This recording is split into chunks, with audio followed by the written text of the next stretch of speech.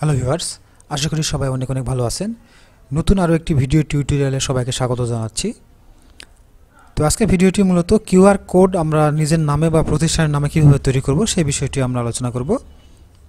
তো QR code আপনারা যারা জানেন, তো কিউআর কোড আমরা বর্তমান যুগে প্রায় সব জায়গাতে কিউআর কোড দেখি, যেমন বিভিন্ন পণ্যের প্যাকেটে, ভিজিটিং কার্ডে, ওয়াইফাই, পেমেন্ট, বিভিন্ন ক্ষেত্রে কিন্তু আমরা কিউআর কোড দেখতে পাই।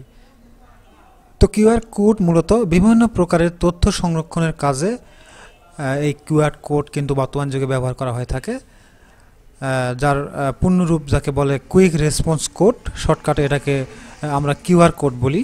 তো আমরা নিজের নামে বা আমাদের কোনো প্রতিষ্ঠানের নামে আমাদের নিজের তথ্য দিয়ে আমরা কিভাবে কিউআর কোড তৈরি করব সেটি আমরা দেখব। চলুন শুরু করা যাক।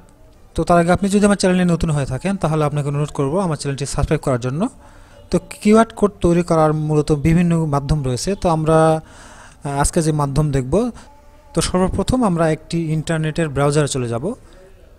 তো এটি আমার ইন্টারনেটের একটি ব্রাউজার। তো এখানে আসার পরে আমি জাস্ট এখান থেকে লিখব goqr.me।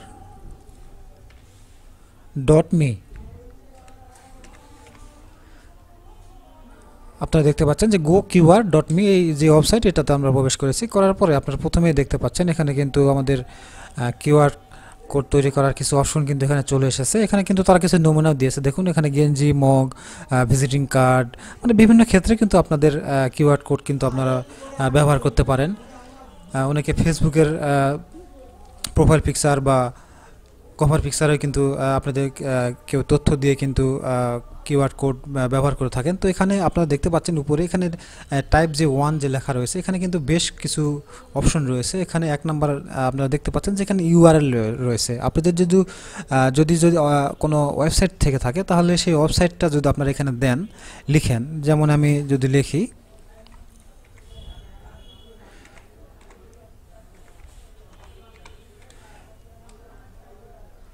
তখন এরকম একটা ওয়েবসাইট যদি আমরা লিখি, তো লিখলে এখানে লেখার সঙ্গে সঙ্গে কিন্তু আমাদের এখানে একটা কিউআর কোড কিন্তু অটোমেটিক তৈরি হয়ে যাচ্ছে।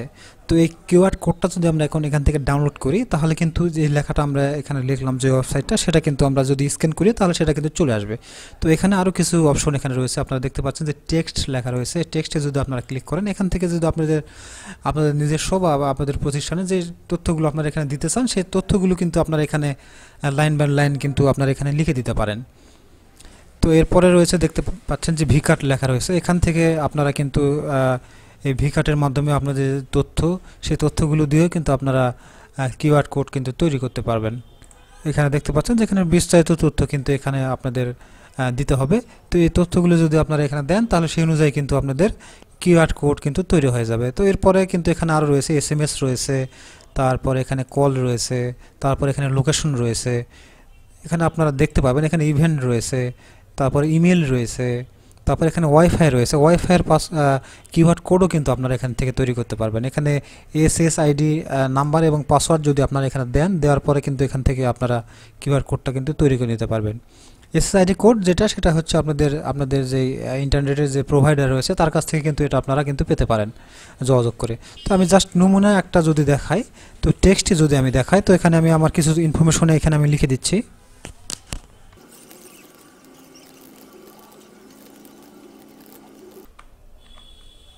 যেমন এই তথ্যগুলো আমি এখান থেকে দিয়ে দিলাম। দেওয়ার সঙ্গে সঙ্গে কিন্তু এখানে আমাদের লাইভ প্রিভিউতে কিন্তু আমাদের এই কিউআর কোডটা কিন্তু তৈরি হয়েছে। তো আমরা চাইলে এখান থেকে জাস্ট একটা ডাউনলোডে যদি ক্লিক করি তাহলে কিন্তু এটা কিন্তু ডাউনলোড হয়ে যাবে। তো ডাউনলোডে ক্লিক করলে এটাকে আমরা এখান থেকে পিএনজি বা জেপিজি ফরম্যাটে কিন্তু ডাউনলোড করে নিতে পারবো। এবং এখানে ইরোর কারেকশন কোড রয়েছে। এখানে আপনারা এখান থেকে এটাকে চেঞ্জ করে দিতে পারেন, এগুলোকে উল্টাপাল্টা করে দিতে পারেন, যে লাইনগুলোকে হাই আছে, মিডিয়াম আছে।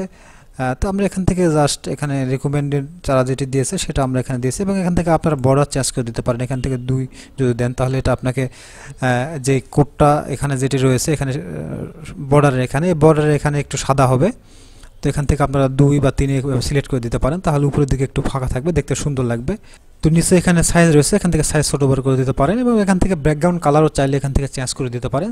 তো আমার মনে হয় এই কিউআর কোডগুলো সাধারণত কালো রঙেরই হয়ে থাকে। আপনাদের কালো দেওয়াটাই ভালো। তো তবে চাইলেও এখান থেকে আপনারা যে কোনো কালার সিলেক্ট করে দিতে পারেন। এবং এখান থেকে ডাউনলোড করার যে বিষয়টি বললাম, এখানে জেপিজি, পিএনজি রয়েছে এবং এসভিজি এবং ইপিএসএ রয়েছে। আপনারা চাইলে সেই ফরম্যাটগুলোতেও কিন্তু ডাউনলোড করতে পারেন। তো এখন আমরা যদি এটাকে পিএনজিটাকে এখান থেকে যদি ডাউনলোড করি, আমি এটাতে ক্লিক করলাম। ক্লিক করার সঙ্গে সঙ্গে দেখতে পাচ্ছেন আমাদের ফাইলটা কিন্তু ডাউনলোড হয়েছে। এখানে ডাউনলোড অপশনে কিন্তু চলে এসেছে। এটাকে যদি আমরা এখান থেকে ক্লিক করি, তাহলে দেখতে পাচ্ছেন একটা কিউআর কোডের একটা এই যে ইমেজটা, এটা কিন্তু আমাদের ডাউনলোড হয়েছে। আমরা যদি এটাকে মোবাইল দিয়ে যদি স্ক্যান করি, একটু যদি আপনাদের দেখাই, তো দেখতে পাচ্ছেন আমরা কিন্তু আমাদের মোবাইলের যে স্ক্রিন সেটাতে কিন্তু চলে এসেছি। আসার পরে আমরা দেখি বারকোড স্ক্যানের অ্যাপসটা আমরা এখান থেকে ওপেন করব। তো এখানে আমার বারকোডের অ্যাপসটা এখানে দেখতে পাচ্ছেন, এটা আমি এখান থেকে ওপেন করে দিলাম। ওপেন করে দেওয়ার পরে যে কোডটা, এটা আমরা স্ক্যান করে দেখি আমাদের টেক্সটটা কোডের বারকোডের মধ্যে অ্যাড হয়েছে কিনা। তো আমরা এটাকে স্ক্যান করলাম। তো স্ক্যান করার সঙ্গে সঙ্গে আপনারা দেখতে পাচ্ছেন যে আমরা যে টেক্সটগুলো দিয়েছিলাম সেই টেক্সটগুলো কিন্তু সঠিকভাবে কিন্তু এই বারকোডের মধ্যে কিন্তু বসে গিয়েছে। তার মানে আমাদের কাজটি কিন্তু সম্পূর্ণ হয়েছে। তো আশা করি বিষয়টি আপনারা বুঝতে পেরেছেন। তো এভাবে কিন্তু আপনারা আপনাদের যে কোনো ধরনের বারকোড কিন্তু আপনাদের যে কোনো তথ্য দিয়ে কিন্তু তৈরি করতে পারবেন। তো পুরো বিষয়টি আসলে আপনারা বুঝতে পেরেছেন। তো তারপরে যদি কোনো সমস্যা হয় অবশ্যই জানাবেন। ধন্যবাদ সবাইকে।